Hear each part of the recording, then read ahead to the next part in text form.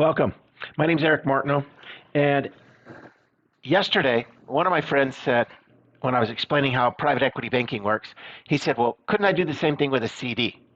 So I put together a policy today, an illustration, and what I'm going to show you is how a young man at age 30 could save money for 7 years at $20,000. And why 7 years? Because that's what the IRS obligates us to do.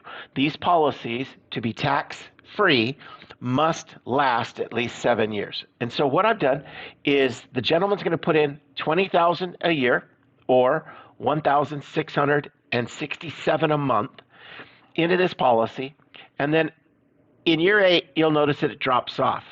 Okay? Never makes another payment. And you'll also notice that in year 3, he has 51,000 in cash value.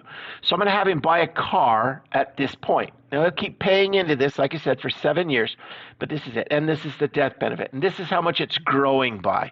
You'll notice too that in year 5, he puts in 20,000 and it grows by 21. So this is not a short-term play. It's at least a 7-year play. And then after that, you'll notice that his cash value continues to grow every single year. So even though he doesn't put anything in year 8, it's going to grow by 6,000, 6,200. By the time it's been around 20 years, it's growing by 10,000, etc. And that's what my friend wanted to compare versus a CD. So I've put together a CD where he'll also be putting in 20,000 a year. This policy is currently earning 5.3%, and when he borrows against the policy, no money is taken out of his account, but the insurance company loans him a separate pot of money at 6.2. So a 90 basis point spread between what he's getting paid in interest at 5.3 and what he must pay the insurance company at 6.2, because the insurance company is obviously making money. All right, so let's go over here and look at what it looks like to be your own bank. I apologize that this is so small, but to get it all on there, that's what I've had to do. So again, how much he's getting paid? 5.2. How much he's paying in interest when he borrows from the insurance company? 6.2.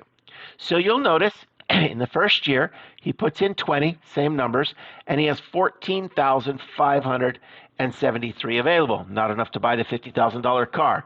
Year 2, he's still saving, puts in another 20, and he has 32,403. Now, obviously, that's a whole lot less than the 41,600 he would have in a CD. So in year 1, he puts 20,000 into the CD and it grows by $795. Again, I'm giving both of them the same amount of money.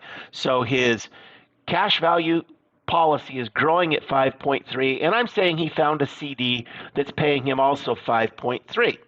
So in the second year, he now has 41,000. So if you wanted to say, well, after 2 years, look at that. He's almost got 10,000 more in his CD. Ah, yes. But in year 3, he goes and buys a car for $50,000.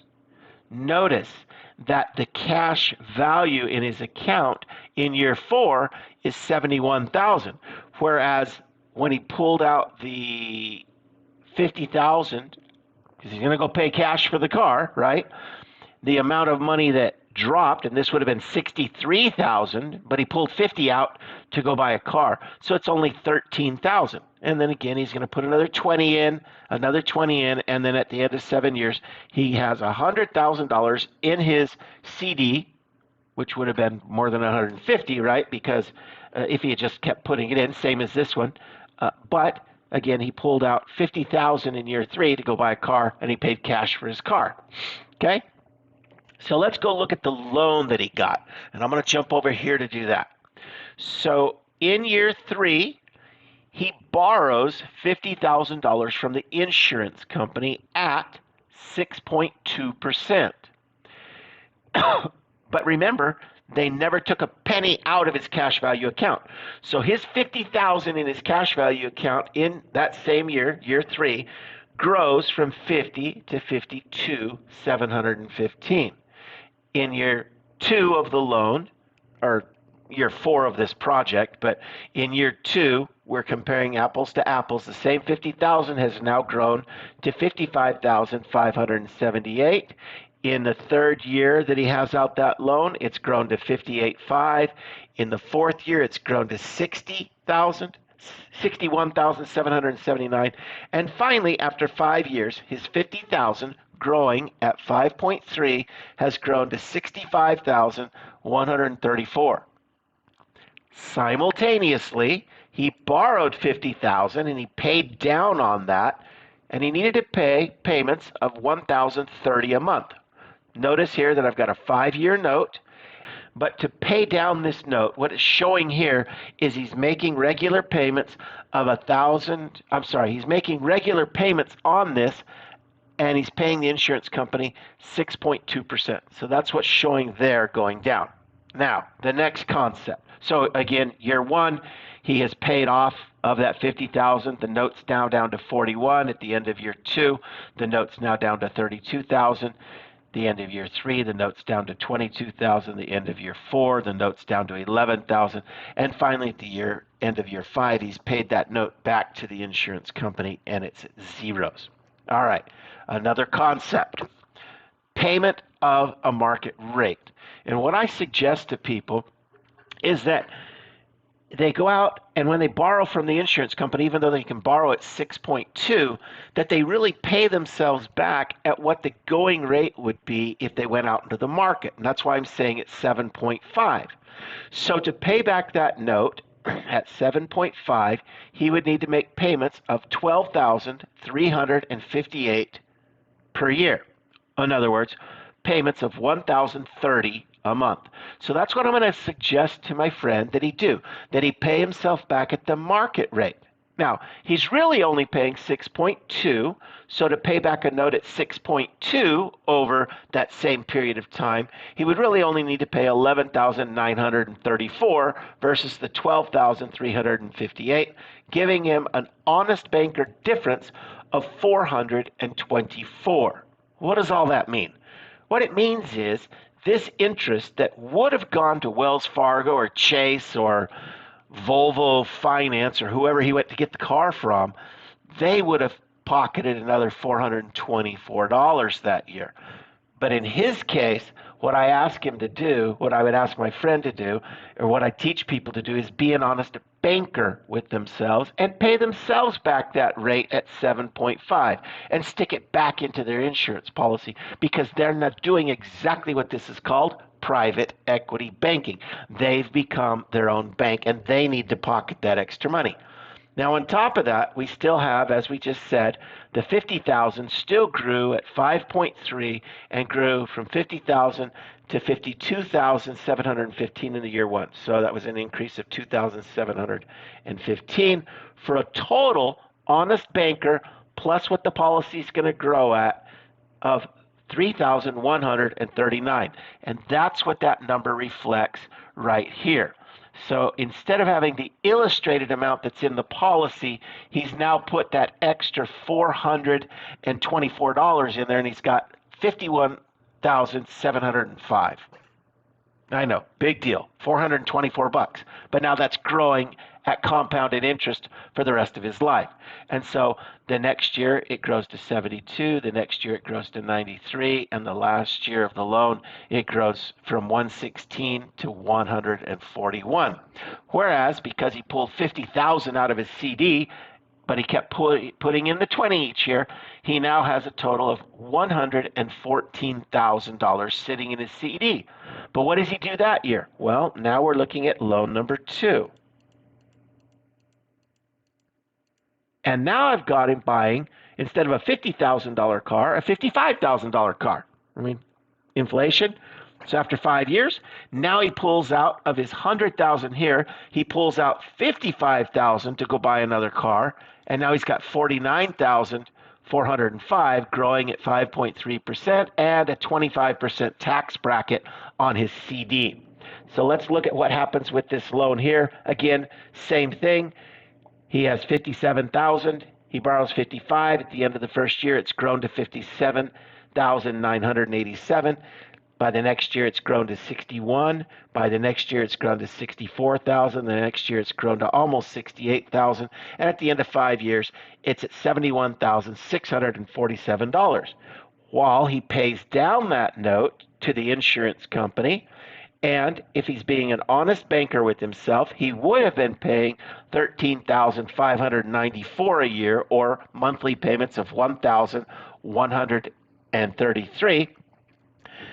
Even though you only needed to pay monthly payments of $1,094 to pay that note back. Again, slight difference, $466 of interest that does not go to the insurance. It goes into his policy, and the insurance policy doesn't go back to the insurance company. It goes to him, goes into his policy, and that's extra cash that he's now making. All right? Okay, so let's see what happens there. So again, he dropped his 55,000, pulled it out from the 100. Now he's got 49. At the end of that period, his CD now has 57,000.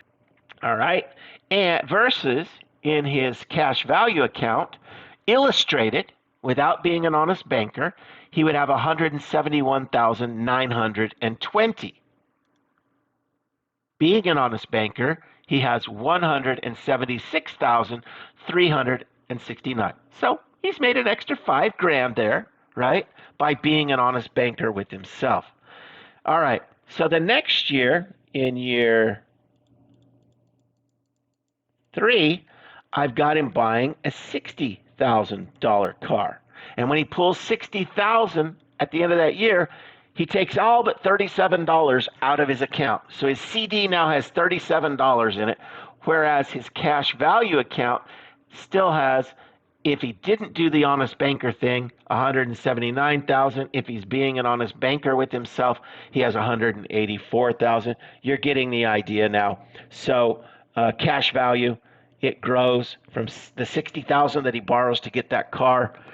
His 60,000 grows again at 5.3, so it grows to 63,000, then 66, then 70, then 74, and then 78. All right, he pays back that loan. You get the idea. The honest banker portion is $509 a year plus the regular growth. So he ends up with an extra $20,000 in his pocket after paying back the third loan. Remember, this young man put in $20,000 a year for 7 years. In other words, $140,000. But now he has a cash value at the end of 17 years, right here, of $212,000. Oh, that's the wrong year right here. $221,716. $221,716. If he's been an honest banker with himself, he's added another $9,000 to that, to $229,000 by being an honest banker with himself. All right, well, his $37 in his CD grew to 38, to 40, to 41, and to 43. And then look what happens. Ready to buy his fourth car, the fourth loan, and his CD blows up. He has no money in his CD. He now has to go borrow $65,000. Whereas this young man can borrow. He's got 221 there. He borrows 65,000. His 65,000 in his cash value doesn't go away, and it grows by to 68, to 72, to 76, to 80, to 84. You get the idea. He pays down that note.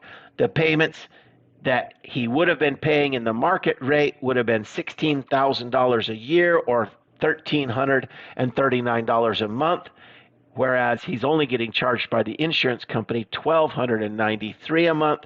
Therefore, he's making an honest banker rate of $551.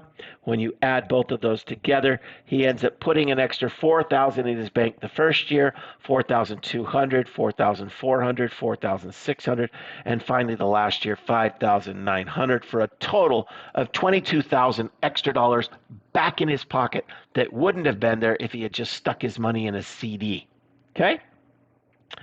So at the end of that process, he now has $262,000 in his cash value. If he's been an honest banker with himself, he has, come on, click on the right place, $272,436. All right, fifth loan. This guy is now 55 years old. He buys a $70,000 car. You get the idea. It's still right there. Sorry, I should have rolled that up each time. So now he's buying another $70,000 car. His 70,000 grows to 73. The first year 77. The second year's 82. Then 86. Then 91,000. Over that 5-year period, he pays down the loan to the insurance company that he borrowed of 70,000. To do that, if he were in the marketplace, would have paid $17,300 a year or $1,442 a month. But because he's getting a lower rate from the insurance company, he only needs to pay back $16,700 a year or $1,320 a month, putting back into his own pocket interest of $593 plus the actual interest rate of his $70,000 growing means he puts back over 5 years $24,000. Let's scroll over here and see what happens at the end of 5 loans at 5 years apiece. So he's had this thing for 28 years. He now has $338,000 sitting in his bank account if he wasn't an honest banker with himself. He has $350,934 if he was an honest banker with himself. He has a death benefit of $551,000. And if he had done that with a CD, he would be negative $184,000. To my friend who thinks he can go put money in a CD and pay for things with cash, that's the math. It's real simple. This is the best bank account you can have on the planet. Thanks.